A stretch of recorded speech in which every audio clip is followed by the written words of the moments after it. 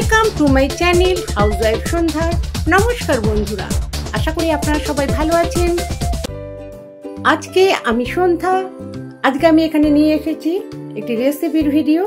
তো আজকে আমি মুগ ডাল দিয়ে লাউ বানিয়ে দেখাবো।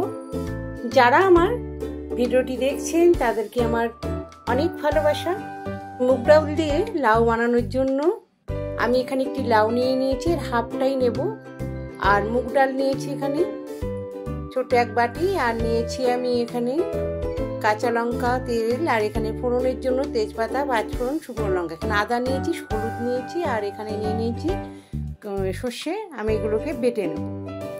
তো প্রথমে আমি লাউগুলোকে এভাবে কুচি করে কেটে নিলাম। এটা একদম সম্পূর্ণ একটি নিরামিষ রেসিপি, নিরামিষ দিন এটা খুবই ভালো লাগবে আপনাদের। এবার আমি কড়াই গরম করে ওর মধ্যে আমি মুগ ডালটাকে তেল ছাড়াই ভেজে নেবো ভালো করে, যেমন মুগ ডাল ভাজা হয়। এখানে সোনা মুগ নিয়ে নিয়েছি আমি, কারণ এটার গন্ধটা খুবই সুন্দর।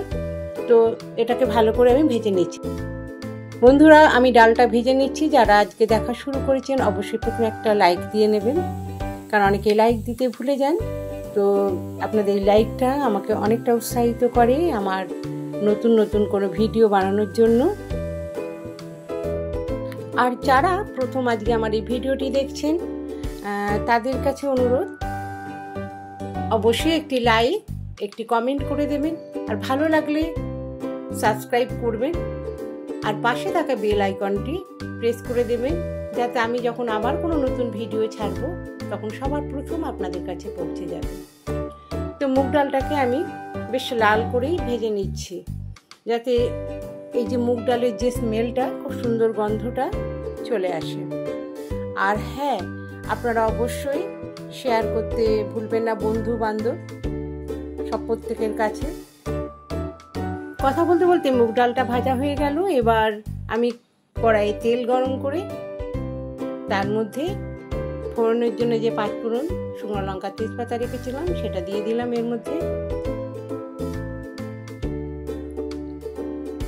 আর যখন ভাজা হয়ে যাবে, এটা সুন্দর একটা গন্ধ বেরিয়ে আসবে এই ফোড়নটার, ঠিক তখনই আমি যে কেটে রাখা লাউয়ের টুকরোগুলোকে, যেগুলো আমি খুব ভালো করে ধুয়ে রেখে দিয়েছি, সেগুলোকে আমি এর মধ্যে দিয়ে দেব।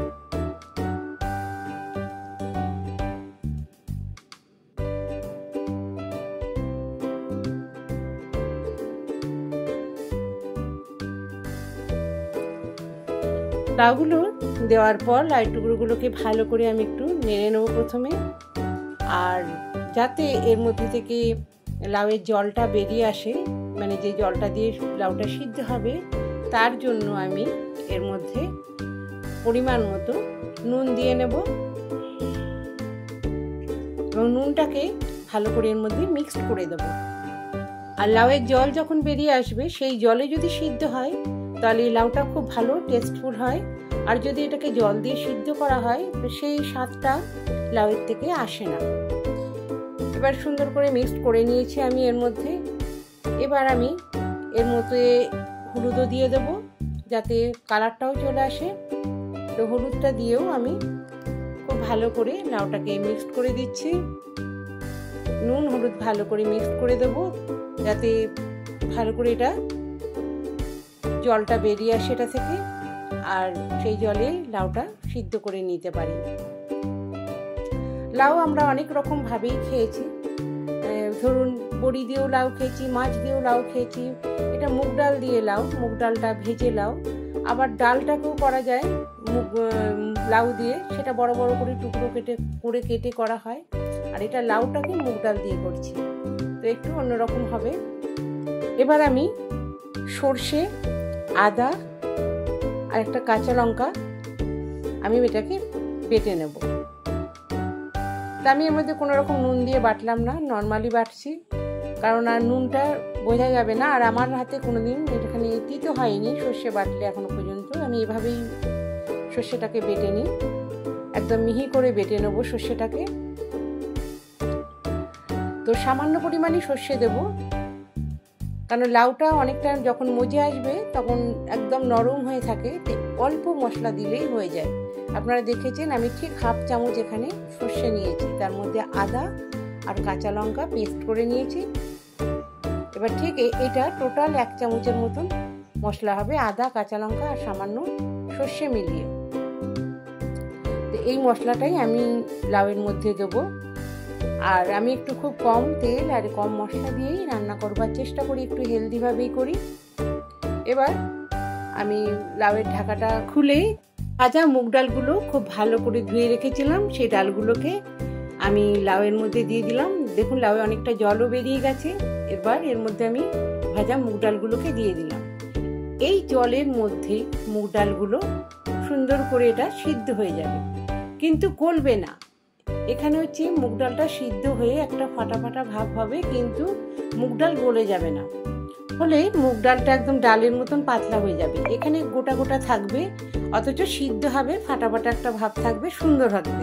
তো এবার আমি ঢাকা দিয়ে দিলাম কিছুক্ষণ। ঢাকাটা উল্টে এভাবে আমি বারবার করে দেখে নেব মুগ ডালটা কতখানি সিদ্ধ হয়েছে। যখন হাতে টিপে দেখবো যে মুগ ডালটা এরকম ধরলেই নরম হয়ে গলে আসছে, তখন আমি এটাকে ভাববো যে হয়ে গেছে। এবার আমি এর মধ্যে চিনি দিয়ে দিলাম। লাউয়ে একটু মিষ্টি ঝাল এভাবে ভালো লাগে, তো আপনারা যে যতটা পরিমাণ ঝাল খান ততটাই দেবেন। তো একটু ঝাল ঝাল হলে ভালো হয়। আমি এখানে কাঁচা লঙ্কা বেটেও নিয়েছি, আর যেহেতু খুব বেশি ঝাল খাই না তার জন্য আমি একটা কাঁচা লঙ্কা গোটা দিলাম। এবার সর্ষে বাটা, কাঁচা লঙ্কা বাটা আর আদা বাটাটাকেও মিক্সড করে নিচ্ছি। ওটা একসঙ্গেই বেটেছিলাম, মিক্সড করে নিচ্ছি লাউয়ের মধ্যে, কারণ এই সামান্য মশলা দিয়ে এটা হবে। আর খুব বেশি আমি দেখেছি তেল দিইনি, খুব বেশি তেল দিয়ে করার প্রয়োজনও নেই। খুব সিম্পলভাবে যেরকম আমরা বাড়িতে হেলদিভাবে রেগুলার খাই সেইভাবে এটা আমি বানিয়ে দেখালাম। অতিরিক্ত তেল মশলা এর মধ্যে কিছু নেই। এভাবে কয়েকবার এটাকে আমি উল্টে উল্টে দেখে নেব যে জলটা যখন শুকিয়ে আসবে আর ডালটাও সিদ্ধ হয়ে আসবে, তখন এটা হয়ে যাবে। তাই এবার দেখুন এটা হয়ে গেছে, জলও শুকিয়ে এসছে, একটু মাখো মাখো ভাব রাখবো। এবার আমি একটি সার্ভিং প্লেটে তুলে নিচ্ছি এটাকে, লাউয়ের মুগ ডাল দিয়ে লাউটা। আর দেখুন দেখতেও এরকম সুন্দর হয়েছে দেখতেও, আর এইভাবে করলে খেতেও বেশ ভালো লাগে মুগ ডাল দিয়ে লাউটা। তো এভাবে আমি পুরোটাই তুলে নিলাম। আর আপনারা আরেকটু গ্রেভিও রাখতে পারেন, তো আমি একটু বেশ শুকনো শুকনো মাখো মাখো করেই করলাম। এটা খেতে খুবই টেস্ট হয়। এখানে সোনা মুগের ডাল, খুব সুন্দর গন্ধ।